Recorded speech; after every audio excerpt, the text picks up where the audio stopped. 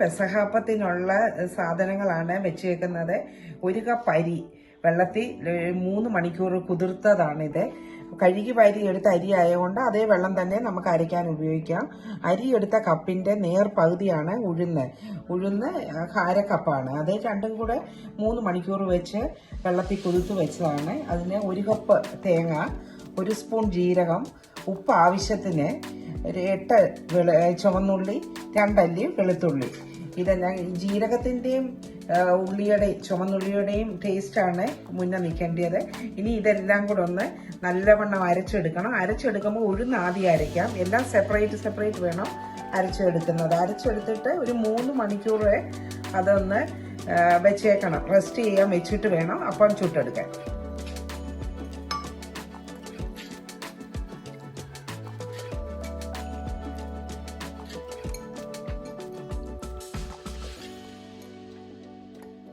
ഉഴുന്ന് നല്ല വെണ്ണ പോലെ അരിഞ്ഞിട്ടുണ്ട്. ഒട്ടും തരിയില്ലാതെ നല്ലവണ്ണം അരച്ചെടുക്കണം.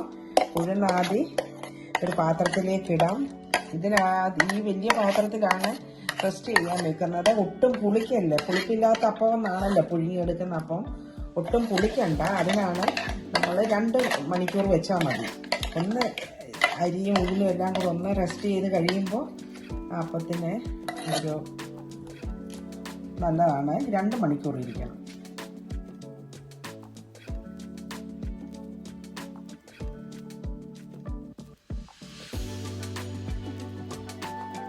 അരിയും ഉഴുന്നും എല്ലാം അരച്ചു കഴിഞ്ഞ് അരിയും തേങ്ങായും ജീരകവും ഉള്ളിയും കൂടെ അരച്ചു. ഇത് ഒരുപാട് അങ്ങ് അരിഞ്ഞു പോകണ്ട, എന്നാൽ തീരെ തരിയുമാകല്ലേ.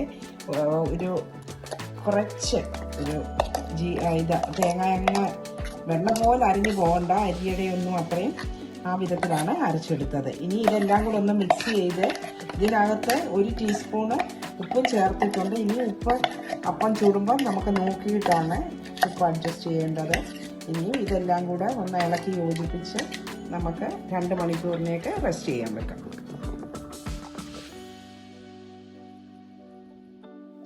ഒരു 2 മണിക്കൂർ റെസ്റ്റ് ചെയ്യാൻ വെച്ച മാവ് നമുക്ക് അപ്പം ചുട്ടെടുക്കാം. അതിനായിട്ട് സ്റ്റീമറിൽ ഒരു സ്റ്റീൽ പാത്രം വെച്ചിട്ടുണ്ട്. ഇതിലേക്ക് ഞാൻ ബട്ടർ തേച്ച് കൊടുത്തിട്ടുണ്ട്. ബട്ടറോ ഓയിലോ നിങ്ങൾക്ക് ഇഷ്ടമുള്ളത് തേച്ച് കൊടുക്കാം. ഇനി ഇതിലേക്ക് നമുക്ക് മാവ് ഒഴിച്ചു കൊടുക്കാം.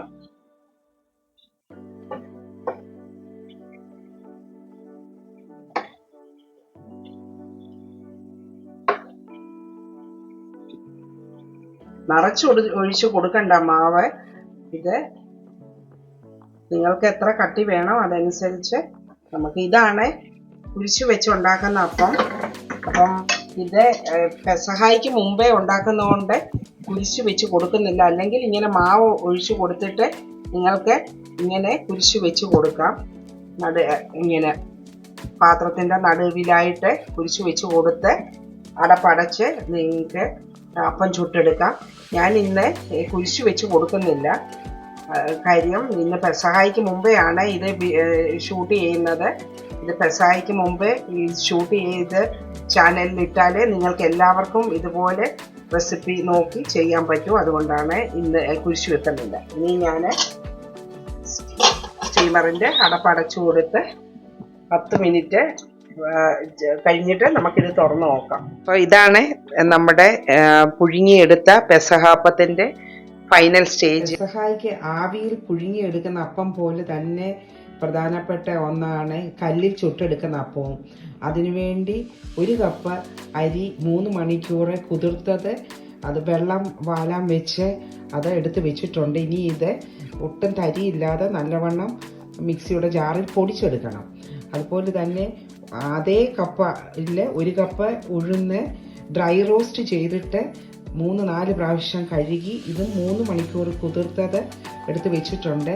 ആദ്യം ഈ അരി പൊടിച്ചെടുക്കണം. അതിലേക്ക് ഉഴുന്ന് സെപ്പറേറ്റ് ആയിട്ട് അരച്ചെടുത്ത് ഇട്ടിട്ട് അതിൻ്റെ കൂടെ 1 കപ്പ് തേങ്ങയും 1 സ്പൂണ് ജീരകവും അതും കൂടെ അരച്ചെടുത്തിടണം.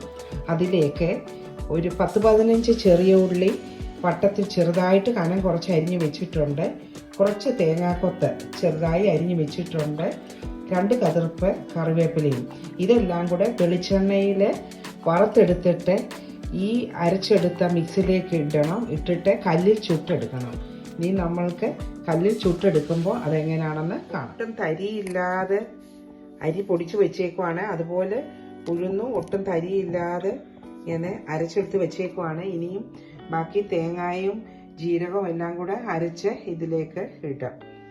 അപ്പം നമുക്ക് ചുട്ടെടുക്കുന്ന അപ്പം ഇത് പാനിലേക്കിട്ട് അത് ചെറുതായിട്ട് ഒന്ന് വെള്ളം തൊട്ട് പരത്തി കൊടുക്കാം. ഒരുപാട് കനം വേണ്ട, കനം കുറച്ചാണ് അത് പരത്തി കൊടുക്കുന്നത്.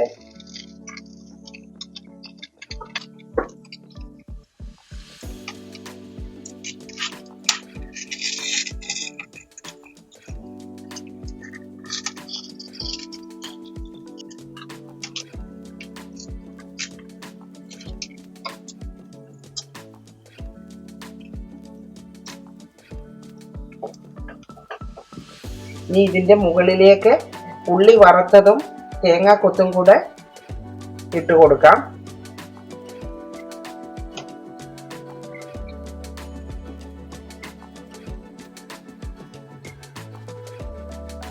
അത് ചെറിയ ചൂടി കിടന്ന് നല്ലവണ്ണം അതൊന്ന് മൊരിഞ്ഞെടുക്കണം. അപ്പോഴാണ് നല്ല ആ ടേസ്റ്റ്.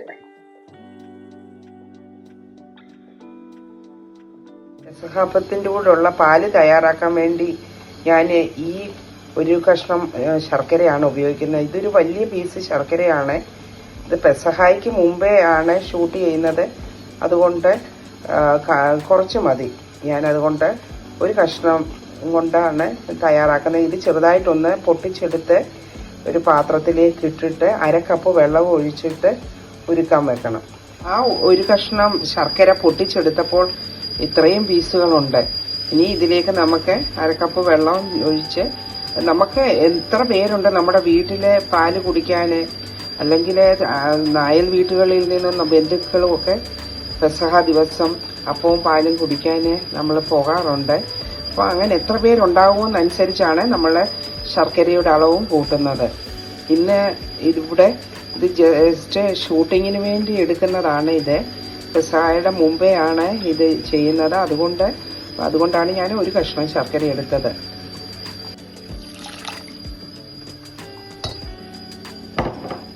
നമ്മൾ കണ്ട ആ ഒരു കഷ്ണം ശർക്കരയിലേക്ക് ഞാൻ 1/2 കപ്പ് മിൽക്ക് പൗഡർ, ഇവിടെ ഫ്രഷ് കോക്കനട്ട് നിങ്ങൾക്ക് കിട്ടുമെങ്കിൽ അതാ ഏറ്റവും നല്ലത്.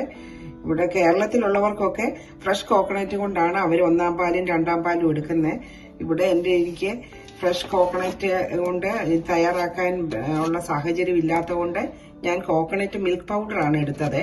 1/2 കപ്പ് കോക്കനട്ട് മിൽക്ക് പൗഡർ കൊണ്ട് 1 കപ്പ് വെള്ളം ചേർത്ത് 2-ാം പാലും, 1/2 കപ്പ് മിൽക്ക് പൗഡറിൽ 1/2 കപ്പ് തന്നെ വെള്ളം ചേർത്ത് 1-ാം പാലും, അങ്ങനെയാണ് ഞാൻ തയ്യാറാക്കിയത്. പിന്നെ ശർക്കര ഉരുക്കാനും 1/2 കപ്പ് വെള്ളമാണ് ചേർത്തത്. അതിലേക്ക് 1/2 ടീസ്പൂണ് ചെറുജീരകവും ഒരു ചെറിയ കഷ്ണം ചുക്കും ഒരു 4 ചെറിയ ഏലക്കായും ഇത് ഞാനൊന്ന് പൊടിച്ചെടുത്ത് വെക്കുന്നുണ്ട് അതിലേക്ക് ചേർക്കാൻ. അതുപോലെ തന്നെ റൈസ് പൗഡർ ഒരു 2 സ്പൂണ് റൈസ് പൗഡറാണ്. നിങ്ങൾക്ക് എത്രമാത്രം കട്ടി വേണോ, കട്ടി വേണ്ടിയതിനനുസരിച്ച് നമുക്ക് കൂടുതൽ അരിപ്പൊടി ചേർക്കാം. അരിപ്പൊടി ഒരു ഏത് പാത്രത്തിലാണോ പാല് കാച്ചുന്നത് അതിലേക്ക് ഇട്ടിട്ട് 2-ാം പാല് ഒഴിച്ചിട്ട് ഇനി അതൊട്ടും കട്ടയില്ലാതെ അതൊന്ന് അലിയിച്ചെടുക്കണം ആ അരിപ്പൊടി. എന്നിട്ട് വേണം തീ ഓൺ ചെയ്യാൻ. പിന്നെ 2-ാം പാല് ഒന്ന് ഇളക്കി ചെറുതായിട്ട് തിള വരുമ്പോഴത്തേക്ക് നമ്മൾ അതിലേക്ക് ശർക്കര ഉരുക്കി വെച്ചിരിക്കുന്നത് അരിച്ചൊഴിക്കണം. ചെറിയ തിള വന്നു. അപ്പം ഞാൻ ശർക്കര ചേർക്കുവാണ്.